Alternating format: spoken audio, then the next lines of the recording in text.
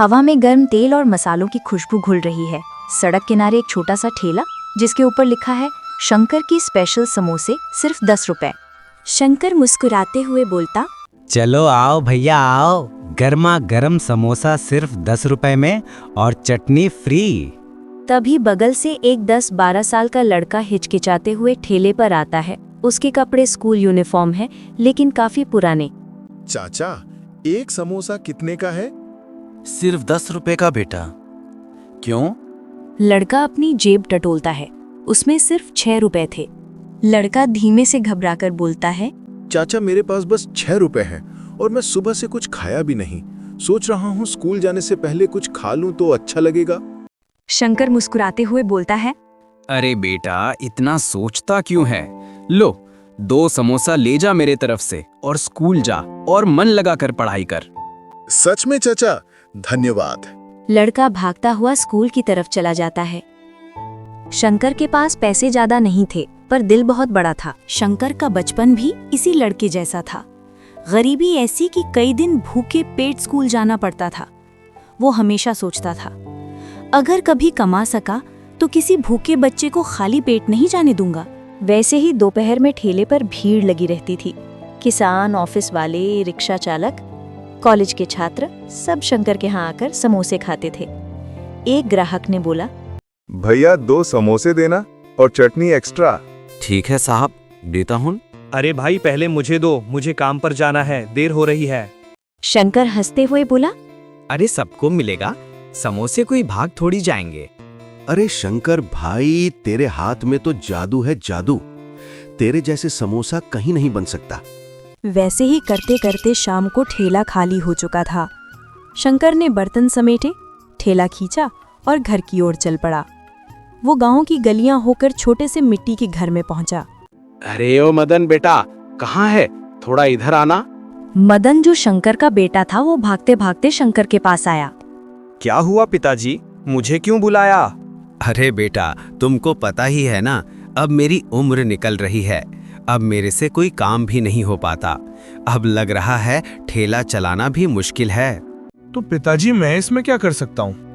बेटा, अब तू बड़ा भी हो गया है, थोड़ा काम धंधे पे ध्यान भी दे दे, जिससे 2 वक्त की रोटी खा पाएं। पिताजी, मुझे तो कुछ नहीं आता, मैं क्या काम धंधा करूँगा? मदन बेटा, अपने ठेला है ना, उसी पे तो समोसा बेच। वैसे भी अपने समोसे का गांव में जलवा है। लेकिन पिताजी, मुझे तो समोसा बनाने आता ही नहीं है। अरे मदन, तू क्यों चिंता कर रहा है? मैं तुमको कल से ही समोसा बनाने का सिखाता हूँ। अगले ही दिन मदन को समोसा बनाने के लिए चूल्हे पर बैठाया। वहां पर आलू, तेल और कुछ मसाले थे।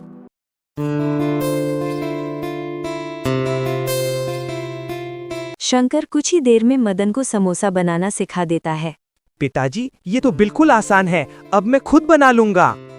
अगले ही दिन मदन समोसे का ठेला लगाता है। वहां पर कुछ ग्राहक आए। भाई 2 समोसा और थोड़ी चटनी देना। मदन ने उस ग्राहक को समोसा और चटनी दिया। वो ग्राहक समोसा खाकर बोला, वाह भाई, ये कितना स्वादिष्ट समोसा है। 2 और समोसा देना।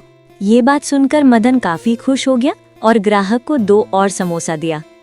दोपहर में ग्राहकों की भीड़ लगने लगी और शाम तक ठेला खाली भी हो गया। कमाई भी ज्यादा होने लगी। ऐसे ही कुछ महीने बीते, लेकिन मदन को धीरे धीरे घमंड होने लगा। कब तक मैं समोसा बेचूंगा? क्यों ना समोसे की कीमत बढ़ाकर समोसे बेचे जाएं? इससे मुझे ज्यादा रुपए की कमाई भी होगी और ज्यादा मुनाफा होगा। ये सब लालच भरे बात मदन के मन में चलने लगा। अगले दिन वो जैसा सोचा था वो वैसा ही किया। समोसे की कीमत 10 रुपए की जगह पर 15 रुपए कर दिया। ये बात पूरे गांव में चर्चा का विषय बन गई थी। अब लोग मदन के ठेले से ही गुजर जाते हैं, लेकिन मदन के ठेले पर कोई नहीं जाता था। अरे, ये गांव वाले को क्या हो गया है? ये मेरे ठेले पर क्यों नहीं आ रहे? अब ये बात मेरे को अपने दोस्त से पूछना होगा। और उसी वक्त मदन अपनी दोस्त के पास जाता है और बोलता है, देखना भाई यार, मैं समोसे का दाम बढ़ा दिया, उससे मेरे दुकान पे कोई ग्राहक नहीं आ रहे हैं। अरे मदन, तू जानता ही है ना, ये गांव वाले हैं। यहाँ पर लोग कम पैसे में अच्छा खाना ढूंढते हैं। तुम दाम को घटाकर उसमें सस्ता तेल और सस्ता मसाला डाल। इससे तुझे मुनाफा भी होगा और पैसे भी बचेंगे। हाँ भाई, शायद तुम ठीक कह रहा है, मैं ऐसा ही करता हूँ। ये बात बोलकर मदन सीधा अपने ठेले पर आता है और पहले जैसा कीमत कर देता है, 10 रुपए का एक समोसा। फिर मदन समोसे में सस्ता तेल और सस्ता मसाला डालने लगता है। अब देखता हूँ सब ग्राहक मेरे पास कैसे नहीं आते हैं। लोग पहले जैसा दाम सुनकर मदन के ठेले पर आने लगे और ठेले पर भीड़ भी लगने लगा। भाई 4 समोसा पैक करना, थोड़ा घर ले जाना है। वैसे ही करते करते शाम को ठेला खाली हो चुका था। मदन अपने घर आया और पैसा गिना। वाह, आज तो कम लागत में ज्यादा कमाई हुई है। ये बढ़िया तरकीब है। अगले दिन मदन फिर से ठेला लगाता है। वो आज भी सस्ते तेल और सस्ते मसाले डालता है।